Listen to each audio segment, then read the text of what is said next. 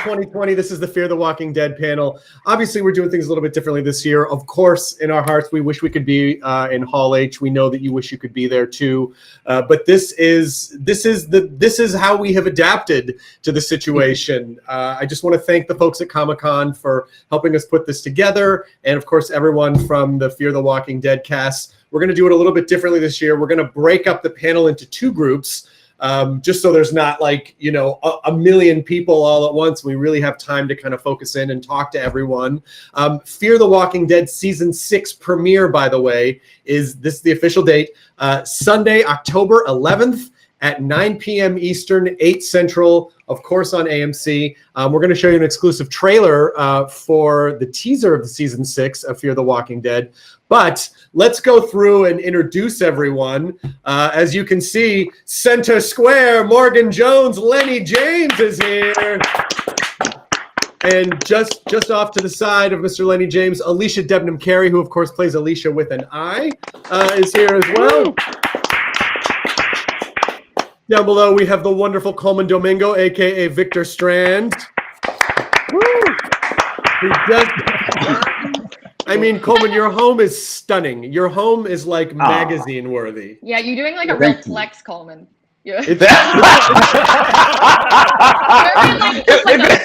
a Blake voice. There was no intention of that, but I'm like, you got to give the people at home something, where would Victor Strand live? This is actually where I live, which is kind of similar to Victor Strand. I know, it's so funny, it's so casual, like, this old lamp, this old this old thing. Oh gosh. Even the light through the window is gorgeous, right? Everything's perfect. Yeah. Everything is just flawless. Okay, so on the producer side, of course, we have with us executive producer Ian Goldberg and Andrew Chambliss are also here.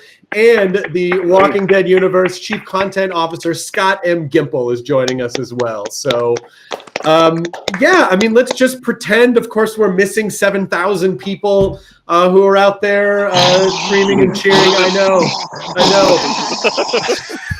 So we could just replicate that about 7,000 times and then add it into the mix. But let's just have a little refresher course of where we left off at the end of Season 5, which feels like it was years ago, right? It feels like it was forever ago. So I don't even know. So Alicia, just to remind you what was happening on Fear the Walking Dead, you may remember that the group made one last-ditch effort to stop Virginia from extorting them by leading walkers from Humbug's Gulch to a rendezvous point, right? You remember that? So then they aborted the mission once they realized that Virginia brought Luciana with her.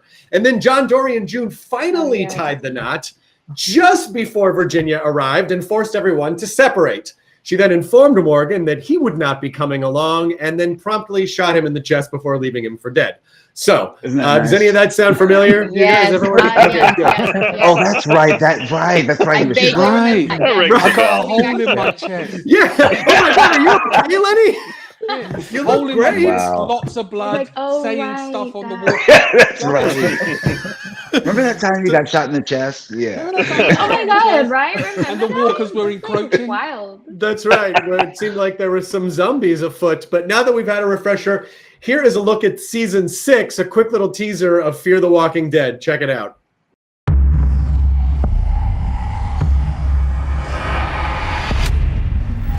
If any of you are listening, if any of you can hear me, what we were doing out here, it wasn't just about doing right. We fought for the future. We made the hard call for all of us. If you're listening to me, live. All of you, if you can hear me, just live. I got a job for you. Who are you looking for? A man named Morgan Jones. Is Mr. Jones dead or alive? I don't know. You will soon.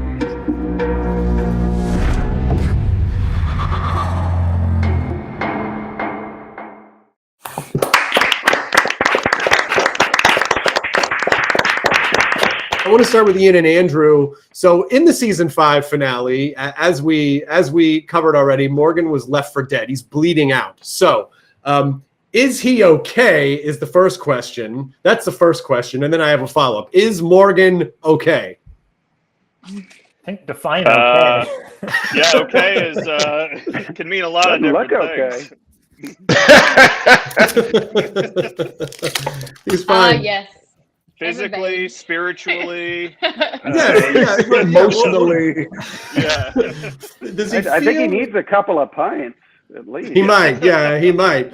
Well, then this is sort of the extension of that question. This is from, by the way, I'm going to be asking a lot of fan questions because obviously we couldn't be here for the fans, and so we wanted to incorporate as many fan questions as possible. At Tracy Streeter 1 on Twitter wants to know, was that Morgan with red eyes in the trailer?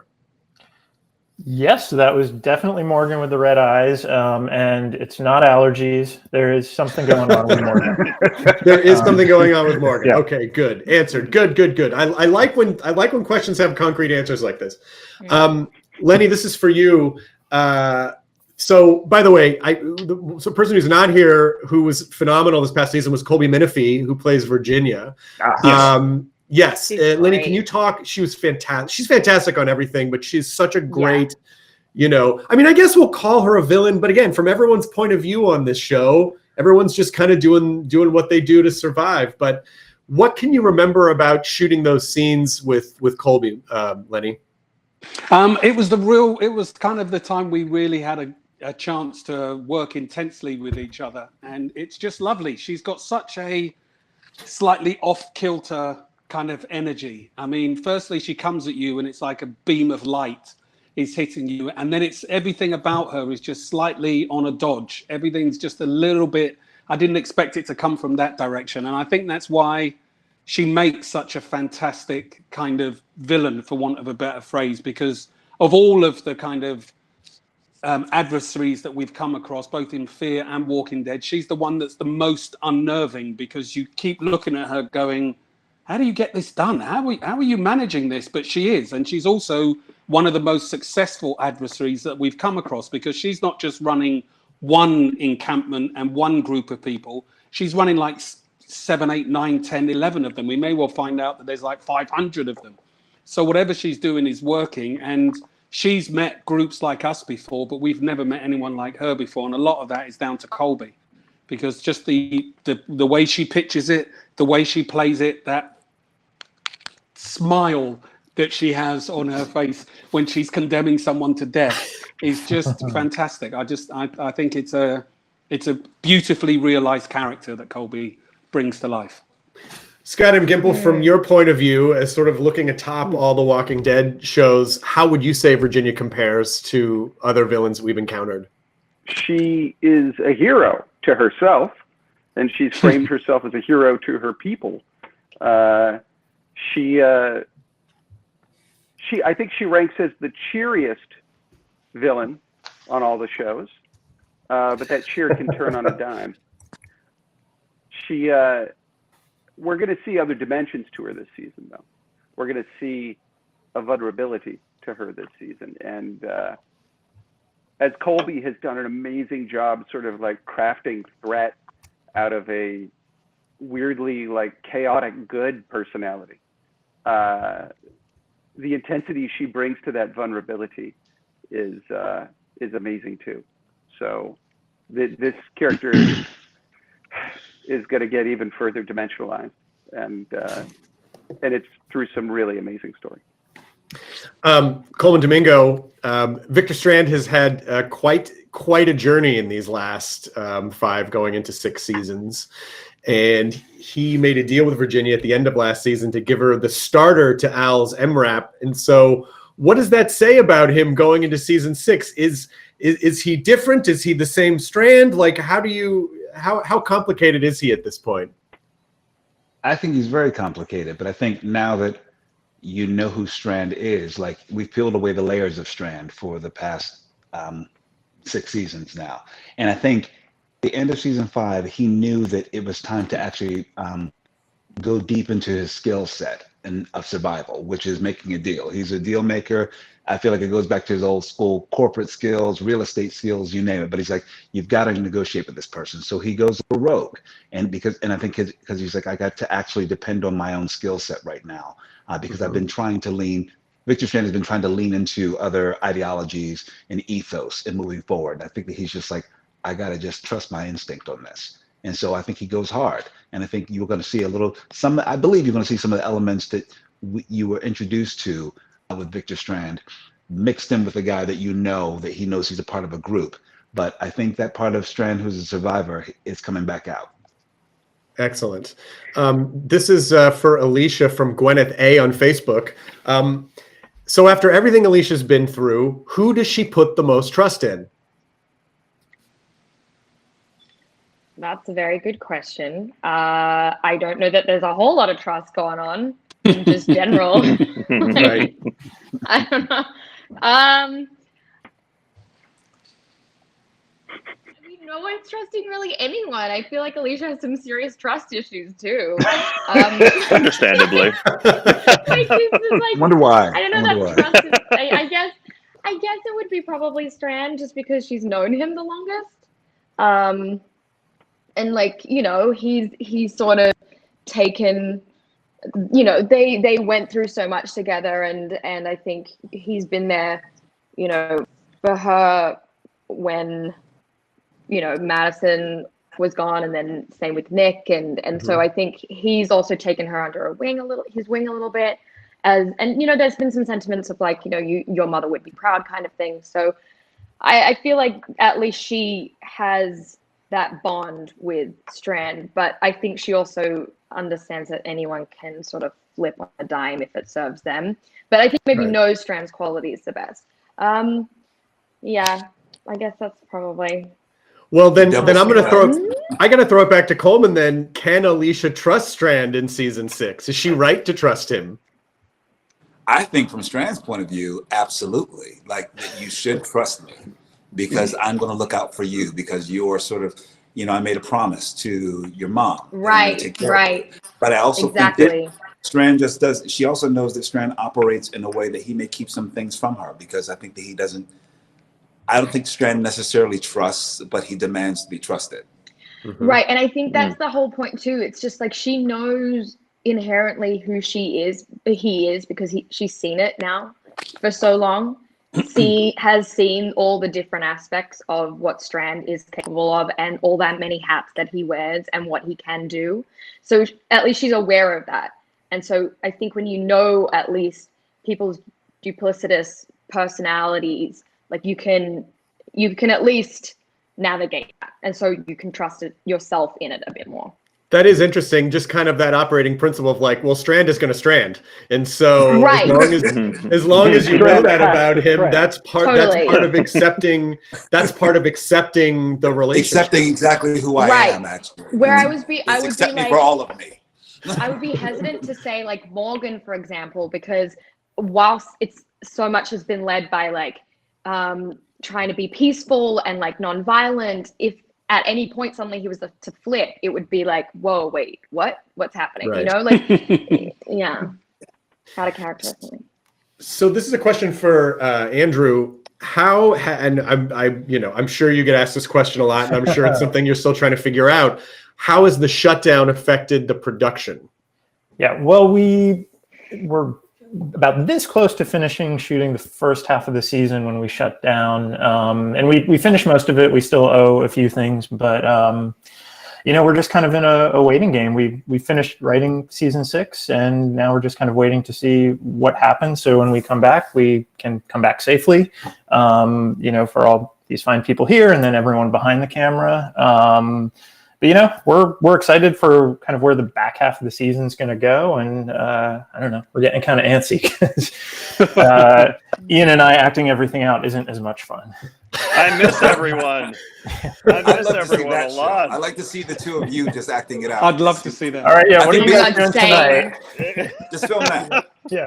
Okay. Instead of storyboards, you're just going to get these weird, like, theatrical productions of Ian and Andrew just switching costumes really fast. And like sock puppets. Just swapping hats. swapping The hats. season And 6 teaser trailer is just the two of you. Yeah. Oh, please do that. Please do Oh my god, that would be that. so good. It may come to that. So. It might not get as many hits as the other trailer, but we'll Oh, I think you'll be surprised. No, wait, who do you want to play? You want me to play you? You want Ian to play you? I want Yeah, you everyone both gets to to- play me at different times. Okay. Oh, okay. So there's another fan question for Lenny, and this is a question that we have been getting a lot, actually. This is from Miss Redbird81 on Instagram, who says, Lenny, there was a spark with Grace last season. Would you like for Morgan to find love? Would I like? Yeah, I think I would, really. I mean, I'd like to explore what that looks like for Morgan. I'd like to know what it looks like. I think when I was in season 5, when we were putting together the building blocks of Grace and Morgan's relationship, I kind of surreptitiously described it as the scariest thing that Morgan has faced possibly since the whole apocalypse began. And I still kind of believe that what Grace does to him, what she's done, she's opened up a part of his heart that was locked down and still belonged to his wife. And suddenly the red light has gone on, and it's opened up possibilities. And initially that scares the hell out of him. And I'm interested to see where that might go and what that might look like. Being Morgan ain't going to be easy. Ain't going to be straightforward. Ain't going to be running over hills holding hands. I mean, it's gone very we well shall so see. far. Yeah. Yeah, it's been Poor smooth. Morgan. It's never easy. It's never easy for Morgie. Morgie. Never easy for Morgie. Morgie. I am ready for that episode. Yeah, well, no, I'm ready that's for that replacing, T-shirt. that's replacing Never Momo. easy So for Morgie. I was gonna say, like, before a I'm live into studio that, audience. yeah. So kind of building off that a little bit, just talking about romance on the show. Another fan question for Scott Gimple. This is from Gene H on Facebook. Scott, is there any chance Al and Isabel will meet again? That was such an incredible storyline, so beautifully performed. And I think a lot of fans are like, how are they going to find each other again? Will they find each other again? There's more story there. Good. We want to explore that story more. Individually with those characters, and yes, potentially together. We were really happy with how that came out. We got to take a bigger look at the world and a deeper look at Al. You know, Al's such a guarded character, and it was fun to see Maggie be able to open up. So the answer, there is a chance. That is the most concrete answer you will ever get out of Scott M. Gimple, by the way. Yeah, So we've been doing this for years. Ever. yeah. So I definitely think the answer is maybe. Yeah, it's the longest deposition ever. So here's a question for Alicia from T Walking D World on Twitter. Alicia with a Y, what are your hopes with Alicia with an I for season 6? I think, you know, by the end of season 5, she'd at least gotten to a place where she was attempting to let go of a lot that she was holding on to, a lot of like destructive and negative and unhappy emotions and mentality. So I think moving forward into season 6, I hope there's like a bit more of a renewed, and I think, you know, we saw it to the end of season 5 where there was a renewed hope and happiness coming into her, which I, you know, was a relief, honestly, because I just felt like she was in the dark for such a long time.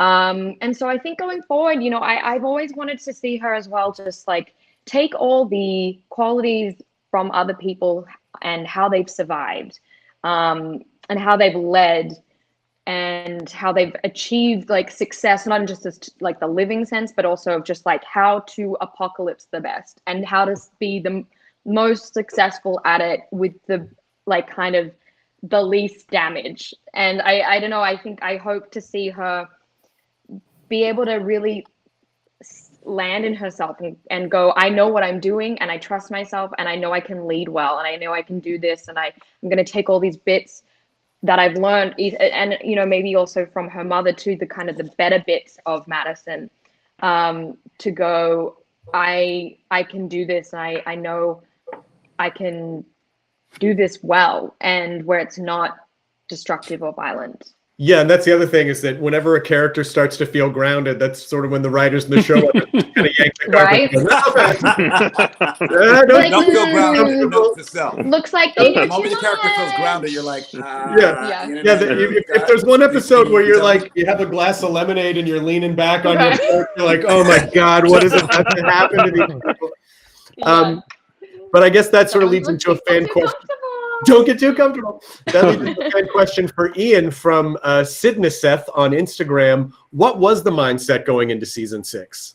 Virginia is now calling the shots. Our characters are not the masters of their own universe anymore. They are living under Virginia's rule and in Virginia's communities. And so it's a big paradigm shift. And the thing that we're really interested in exploring in season 6 is, what does that do to these characters now that they're living under completely different circumstances? And I think what you're going to see is we're going to see some very different shades of these characters this season because they're going to be put to a test. They're all going to be tested in ways maybe they haven't been tested before. And the question is, where are they going to fit in within Virginia's world? Are they going to kind of rage against it? Are they going to rebel? Are they going to somehow understand it in a different way? But the exciting thing is, I think you're going to be very surprised by the way that these characters react in these new circumstances. And tonally, I think you could probably tell from watching the trailer, it is going to be a darker season, no doubt about it, because of the way that these characters are going to be tested. But the other thing we're really excited about is that we are going to do a sort of an anthology structure to the episodes. Cool. Where we get to deep dive into exactly what these characters are going through within Virginia's communities, in the style of some of the episodes we've done in the past that we've loved, like John Dory and Laura in season 4, or Alicia and Charlie in the cabin or in the house in episode 410. You're going to see a lot more of that kind of storytelling in season 6. Excellent. I would love to ask Coleman really fast about, first of all, you directed another episode this season of Fear. Congratulations. Thank you. And in the midst of everything else, in the past few months in the quarantine, you launched a talk show, Bottomless Brunch with Coleman, from your house. Yeah. Great. Right there. Always doing the most. So really quickly, experience directing this season, and then anything you want to talk about Bottomless Brunch. Oh, you can join me for Bottomless Brunch at Coleman's right here at my house, and we've been approved for greenlit for 6 more episodes. Fantastic! Congratulations! Thank you. Hopefully, I can get people like I really have to beg and plead to get people like Lenny James and Alicia debnam-carey on, but I hope they'll join me. Talk to my agent. Sorry, Lenny was a hard pass. Lenny just passed. He just passed. Depends what's for brunch, right? Yeah. What's cooking? Yeah, exactly. It depends on what we're eating. But basically, it's just about bringing people into our homes and connecting us to our fan base, get to know people in a different way. And it's just a way to sort of take a break from all the things that are going on in the world, Excellent. And just as far as directing this season, what can you tell us about your experience with that? I directed an episode that is very, thank you, Scott, Ian, and Andrew, that's a very Die Hard-esque episode. It's just cool. It's so cool. It's just a cool episode. And it features a couple of just wonderful actors on our show who it's really good to see them work together. And I think in a new dynamic way. I won't tell you who or what, but it's fun. Excellent. And then another person who directed an episode was Lenny James this season. Woo! Lenny, congratulations. Thank you very much. My first time ever. Your first time ever directing. So can you talk about your experience shifting back and forth between role as actor, role as director, how that informed you, and what the experience ultimately, how did it surprise you? Well, luckily, I didn't have to do much acting in the actual episode. In fact, I spent more time getting ready to do the scene than I actually did in the scene.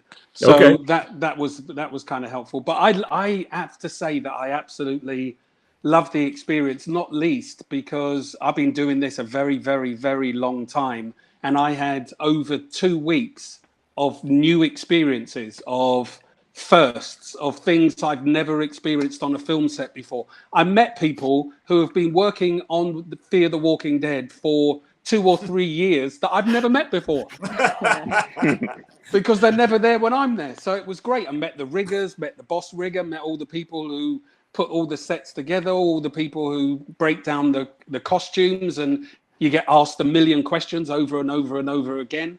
And you have to come up with answers. And it was a trip. It was really fantastic. I was given a fantastic episode, and Coleman and Alicia featured prominently in my episode. So I knew I was kind of safe there. Coleman acted as a fantastic mentor to me in that transition of being an actor one day and being a director. In fact, on the morning we started filming, he sent me a text, God bless him, I love him to death. He sent me a text just going, do this, don't do that. Do this, don't do that. Do this, don't do that. And whatever you do, don't do that. And I just keep looking at it on the first day. And there's a moment where the whole set stops and the director has to go, okay, this is what we're doing. This is where we're going to be shooting from. This is what I want from the scene. These are the different angles. This is what I believe the story is in this particular scene. And the first time I did that, I have never been so frightened in my life. And I was in an incredibly supportive atmosphere. The crew couldn't have been more generous, couldn't have been more supportive, couldn't have taken me more seriously. And I've said stuff in front of them for years now, standing where I had to stand, saying what I knew I had to say, never been that scared in my life. I'm not sure I will ever direct again, but I am really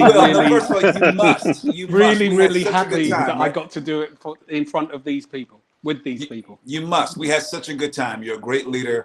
And I love the fact that I think there's something about like being your first time, you're willing to adapt and go with it. That was so fun and to watch you actually over the 8 days, grow into it. It's just beautiful. I think you did beautiful work. One of my funniest memories from this was when you were like, I asked you, I think, like, how has it been going? Like, what's maybe been like the hardest thing? And he was like, you know what? I kind of planned for everything. And like, it was really like, I've got this. And then it started raining. And I was like, that's what did it. It was suddenly like, you can't plan for that. And it's just like, it was something that just, you were like, that's what really just suddenly threw us all off. That's right. Yeah, it was a trip. And like I said, I was given a good episode and I was just trusted. I mean, that was the most important thing for me, really. And the crew were really, really, I saw another side of them. It is like a time shift. You just suddenly, you step on the other side, and also time moves completely differently when you're directing to when you're being an actor. Because it's all about time. It's all about, stuff you're not going to have enough time to shoot. And so it was fantastic. And I had once I got over myself, I had a really good time. That's wonderful. I have one Morgan question for you from Facebook that I wanted to get to because I think it's a great question. What would Rick Grimes make of season 6, Fear the Walking Dead, Morgan? Wow. I'm not sure I can speak for Rick, but I think he'd be happy that his friend is still alive. But I also think that he might be really worried what will be left of his friend in season 6. What might remain. I think he might be very scared at the prospect of who his friend might be or where his friend might be. Okay. This question is for Scott M. Gimple from _Taylor Quinn on Twitter. Scott, will there be a time jump as evidenced by John's beard in the trailer? If so, can you say how long? Oh, you know what? Thank you. Thank you. Not only is there a time jump, but there might be time jumps. I felt like there was Wow. going to be more, Okay, and then good you night, just. Yeah. That's it. I Drop thought you the were asking mic. about the length of the beard. They'll all be measured Yeah. by the length of Garrett's beard Yeah. as the season goes Yeah, on. it's like in 24, you know, like when Yeah. the clock comes up, it'll just be Garrett's chin.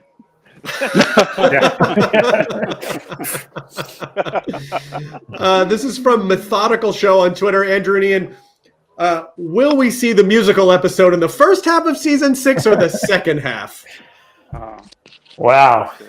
I like that. I mean, I think we'll say it's not the first half, but we've had a lot of time on our hands for the second half. So, again, if anyone wants to tune in to me and Ian performing a musical, I'm ready to watch that right now. There's a podcast.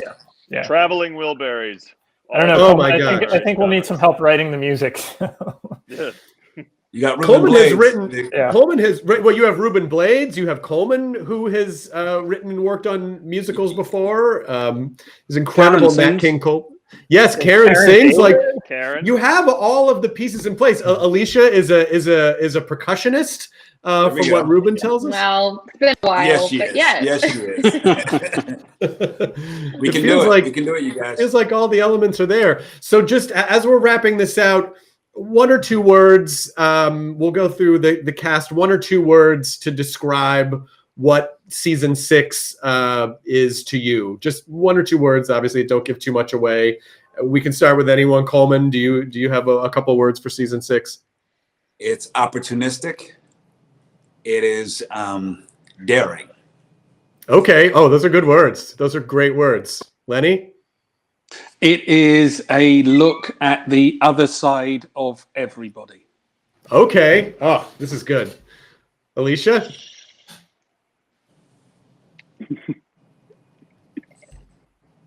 Insular, deceptive, and different. Fantastic.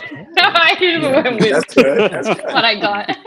Those are good. Those are good words. I cannot tell you how joyful it makes me to see all of your faces. I miss seeing you all in person. I miss, not just doing the panel at Comic-Con, but being able to hang out before and after and catch up. And I can't wait to see you all in person, when this is all over. But I just can't thank you enough for your time. And Lenny James, Alicia Debnam-Carey, and Coleman Domingo have been here. Thank you so much. Stay safe and stay healthy. Ian, Andrew, and Scott M. Gimple are going to stay with me, and we're going to join our next group who's going to hop on in just a second. Thank you so much, everyone. Take care. Good Have fun, night, you guys. San Diego. Thank you. Bye. All right, now we've jumped to the second group for Fear the Walking Dead. We have Daniel Salazar himself, Ruben Blades is here, Denai Garcia, a.k.a. Luciana, Jenna Elfman, who of course plays June, and Karen David, who plays Grace, is here in our video conference. So I want to start with Denai. So Denai, the last time we saw Luciana, she was with Virginia's group in the oil field. Yeah. And what can you say about her for season 6? What can we see from her? Well, she obviously has like a mission, right? She really has a plan, and the thing about her is that she has a plan that we don't know. We have no idea. So obviously Luciana is like very curious, just like I need to find out what's up with this girl, and it's an unpredictable decision, but I feel like it was the right way to continue with the bigger plan, and precisely that's exactly what she tells June. She's like, find that place that you've been looking for. She kind of like tells everybody a little bit of what they should keep doing while I'm joining this journey with Virginia. And I also know that I have this great tool that I can make oil. I know that she's not gonna kill me tomorrow. She needs me. And that's as much as I know for now. And then as you continue for season 6, you're gonna see the bigger plan that she has and how we are cutting the middle of it. Excellent. A lot of people online wanted to know about the makeup process of being just covered in the grime from the oil field. Oh my God, Chris. Well, they're very sweet. The makeup artists like Casey and everybody very sweet. Every year they try to tell me, hey, this year's gonna be so much easier to take it out because we have this. And at this point, I'm like, just put it on. Don't worry about it. Make sure you mix it with sunscreen. It's okay. just get it done, get it over. I promise it's gonna be so easy. And they really do. But at the end of the day, we have to be covered. It's the nature of the show. But they really try to make our life easier. But at the end of the day, you see Jenna, you see all the girls we're just like, oh my God. So there's so much you can do, Yeah, if you work on a Walking Dead show, you're gonna get covered in something sooner or later. You guys have little bingo cards of covered in guts, covered in blood, covered in oil. It's a one show where if you have a zit, you actually celebrate that. It's like, yes, a zit. What's really funny I got freckles. Yes. When we get Ian, Andrew, or Scott visit set, because we've been covering crap for 6 months, whatever. They come and we forget. So it's like, hey, what's up? And you see their faces like, oh my God. And then I'm like, oh, Is everything all right? I'm sorry. I hug you later. That's how you know how much stuff you are. I have gotten the blood and guts hug. Have you? Denai Guerrera, covered head to toe, just. I had to tell people at the hotel that I work for Walking Dead, so they would know what the hell. Yeah, because I get the laundry done. I'm like, yeah, this isn't real. I work for Walking Dead. Please don't. Otherwise, they're going to call the FBI or something. Yeah. That excuse again. This guy's clearly a serial killer. No, I work for the Walking Dead. Sure, you do. I'll tell you where Gimple would get into trouble. Is he I work on The Walking Dead? And they go, fine. Is Rick Grimes still alive? And then because Scott can never answer a question concretely. Well, he might be. This guy doesn't know anything. Get him out of here. Only a serial killer. This is from Fandemonium Mag on Twitter. Ruben and Karen. If Daniel, Grace, and Charlie started their own band, what would they call themselves? The Living Dead. The Living Dead, yeah. Living Dead is great. Yes. Nice. That's a good one. I will say, I believe Greg Nicotero has The Rocking Dead. Oh, good. Oh, it was right there. Or if we're paying homage to the show, we could be called the Talking Deads. Could be called or the Singing Dead. You could be the Singing Dead. The Singing you could Dead, be Fear the Singing Dead. I don't know. There's a lot of spins you can put on it. As long as it has dead in it, right? It's got to have dead in it somewhere. Yeah. Fear the Singing of the Dead. And, Karen, what did it mean for you that Grace admitted to having feelings for Morgan? Oh, that was a big thing for Grace. For someone who's been not allowing herself to live, to have hope for the future, let alone to allow herself to love and be loved or to feel something for someone else. That was such a big step towards her healing. I was really proud of Grace because I didn't think that she'd be able to come to that place as, I don't want to say as quickly.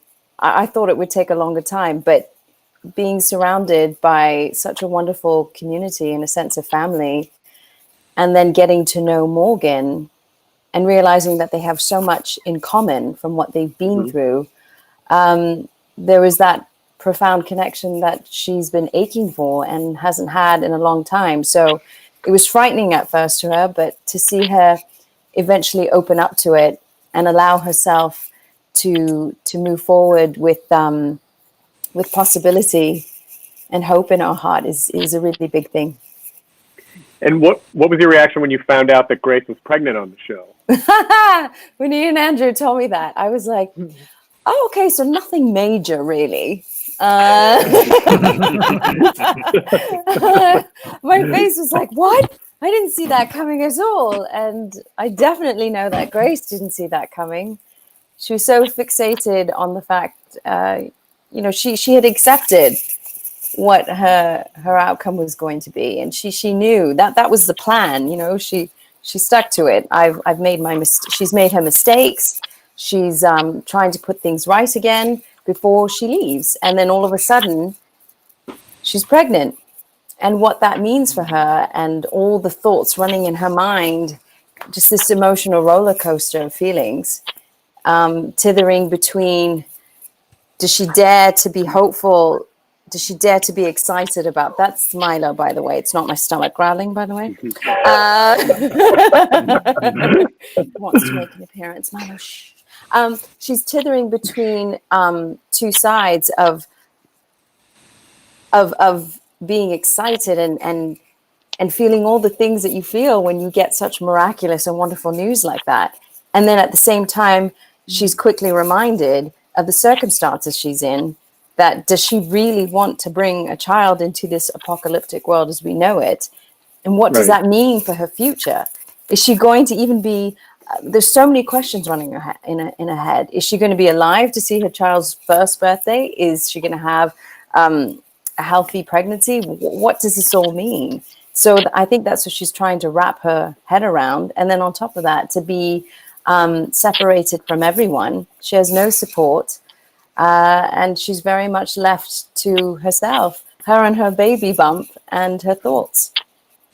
Well, speaking of separation, I want to kick it over to Jenna, because as June struggled to find any place she could call home last season, how much more complicated is it now that she's suddenly separated from John? It's, I think, thank God they have the strong foundation they have.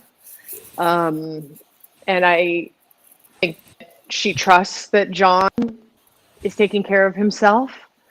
And June's whole thing that keeps her oriented and sane is helping other people. And as a nurse, pre-apocalypse, that's her purpose. So she's able to maintain her personal purpose even through these hard times. And I think that she knows that's valuable to Virginia. She knows John can take care of himself. And I think she's just kind of keeping her nose down and just kind of maintaining faith. Well, what do you think life is going to be like for her under Virginia's rule? Well, June is strong, observant, and smart. And I think that she will be pulling out all of her abilities from her soulful toolbox to apply them where necessary based on what's going on. So, I think June has a high tolerance of stuff that comes at her. We're not a trauma nurse. She's a trauma nurse, so that's not for like the lighthearted. I think she has a strong foundation of the ability to face things now that she's kind of gone through a beautiful healing journey with John. So I think that she knows that what she has is valuable to Virginia, and she's going to hold strong on that, and it aligns with her purpose. So I think that she is just holding her line right now, trying to, she's paying attention. Ian, a lot of people want to know about Dwight and Sherry, and will they be reuniting in season 6? Is that something that you can talk about at all? Of course not. Well, I don't know why I've asked these questions. I'm like, you're not gonna be able to answer this, but people ask, and I'm conveying what people are asking on the internet. So no, we did release a photo of the two of them together. So I won't play too coy. We will see Dwight and Sherry this season. I don't want to say too much else about it, but I think the thing that, is really exciting to me and Andrew is we are huge fans of the character of Dwight. He's a very different man by the end of season 5 on Fear than he was on The Walking Dead. This is someone who at one point was Negan's top lieutenant. And by the end of season 5, he was in a place of incredibly renewed hope and sort of had found this new family. Despite the fact that he hadn't yet found Sherry, but he was not defeated, and there was just a whole new light to him that had come through. So what's interesting to us, if that reunion were to happen, is what happens. He's a different person now, and who knows if maybe Sherry's a different person. So The reunion might not be exactly what they think it is. It doesn't mean it can't be a great thing, but they're both different people, and that's a really interesting thing to explore. Well, it's fun. It's also fun as, you know, as a fan of the shows, of finally seeing where the shows kind of are starting to bleed together, and storylines that started, you know, on on the first Walking Dead are now starting to bear fruit in Fear the Walking Dead. It's nice to see everything connected. Scott, are there any new characters joining the show this season? And if so, and if you can say, how will they affect the story? There are a number of new characters, and you know, with each new character we have on the shows, they open up whole new worlds, and there's some huge developments that come out of new characters, and really huge new worlds that we see. One of the characters, though, is somebody that opens up a whole new side to Virginia, and that's her little sister. Her name is Dakota. She's played by Zoe Coletti, and I talked a little bit about, you know, we see this other side of Virginia. This dimensionalizes Virginia, and we see a vulnerability, and we see a relationship that shows us an entirely different side of the character, a whole different side of her motivation. And Ms. Coletti is a brilliant actor, and seeing her with Colby is, yeah, it's really, really good stuff. Excellent. And, scary and fun. Ruben, what do you miss most about being on set right now? I really miss everyone. I mean, it's very nice to have that connection that we have when we're working. You know, I love to work in a team of people. I like to collaborate and contribute as a group. So I really miss the daily contact. It's a lot of fun for me, and I really miss everyone a lot. Miss you back. Miss you back. We miss you all. And we you. I know, because ultimately, I mean, the show is really about community, right? It's really about people coming together and supporting each other to survive. Do you miss Skidmark, Ruben? I do. And that cat, you know, so I wanted to be friends with more, you know, I wanted Skidmark to come and live with me while we were over there. But the trainer doesn't want that, because he wants the cat to obey him, you know, not me. Right. I would sneak like treats for Skidmark, and he didn't like that. It's like, no, because the cat's gonna start liking me more than, you know, him. He needs to have the control over the cat, you know. Sweet. Yeah, I wanted a scene with, you know, and this cat, the cat here at night, she goes to at a certain time, she will come over in the bed and come over, and I hear her, you know, because she's purring like a motor, and she comes and boom, and she sleeps next to me, and that's very funny, because I mean, I never had a cat before, and cats are very standoffish, so I wanted to have Skidmark do the same thing. It would be great in a scene, you know, where we're both sleeping together. Hey, and by the way, I know you guys can't say anything, but what about the cat? Yeah, producers, what about the cat? Mm-hmm. Well, The cat. I mean, at least cat 2 is- lives will be spent. there's a plot point that revolves around Skidmark, can't say anything. and we haven't seen the last of that cat. Look, Virginia's hope got not. like some major rat problems she's got to take care of first. So You know, one thing that we can preview here is Daniel Salazar is not going to be the only character who has a pet on Fear this season. So Skidmark may end up with a friend, some other friend from a different branch of the animal kingdom, perhaps. And truth be told, Oh. our dream is to do a Milo and Otis episode with Skidmark and this other animal. Yeah. So But That would be hamsters are very amazing. hard Yes, to train. please. You should do that. The Who's spin-off. going to Scott do the Gimple. voiceover? Because Milo. Yeah, we've been talking about this for years, A lot of CGI would be employed. Our, Those Milo notice problems. our line Love producer, Frank Hildebrand, looks like he wants to kill us every time we bring it up. It might be animated. It might be animated. So let me just, because we have a few minutes left, so I want to just quickly jump through some rapid fire fan questions, so we have time to squeeze in the questions that we have. This is from Jim F on Facebook. Deny, if Luciana had lost her wounded arm last season, would she have replaced it with a weapon like Merle in The Walking Dead? Of course. I will be sending John Dory somewhere to get me a gun to put it in my gun arm. I'll be June, call John, tell him I need a gun. Look at the size of my arm. Yes. That could possibly fit my arm. Yes, of course. All right, fan question for Jenna. Laura L on Facebook. Jenna, how has playing June changed you as an actress?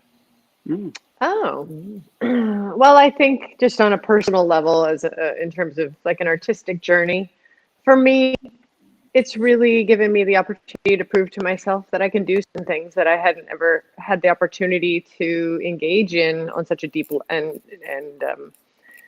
I don't know, full level before. So it's been a really big gift for me to try my hand at certain things, and so I think it's just grown me as an artist and bolstered my confidence and willingness to keep growing in certain areas now.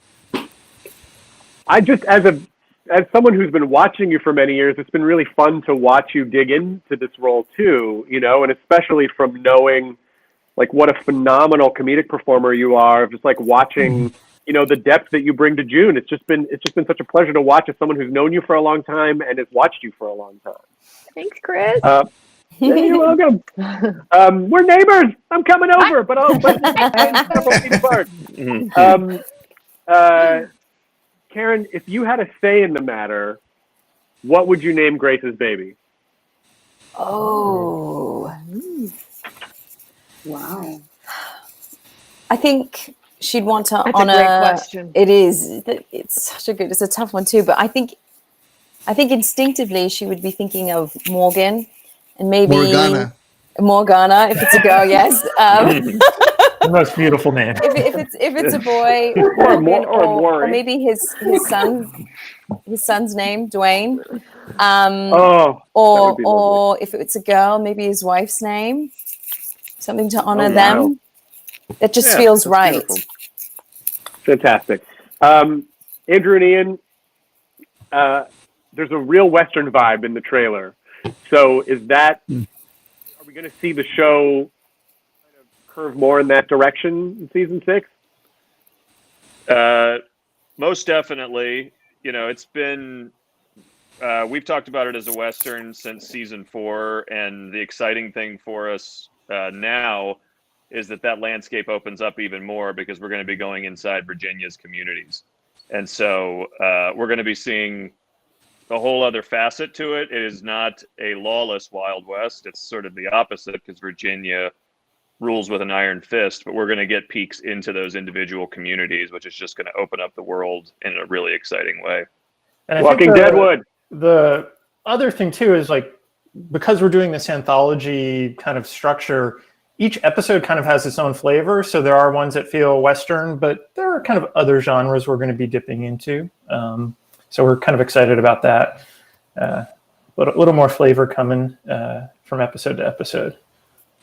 Excellent. And then finally, Scott, since the full scope of the Walking Dead universe is locked inside your head, and no one else knows what is in there, can you just kind of share how this season of Fear kind of maps on and compares to the full Walking Dead universe right now? Well, the big thing I think is what Andrew was just saying. The format is going to be very, very unusual to the universe. We're going to have these, you know, these 16 little movies that all sort of fold into each other. And it's the only show that's doing it right now.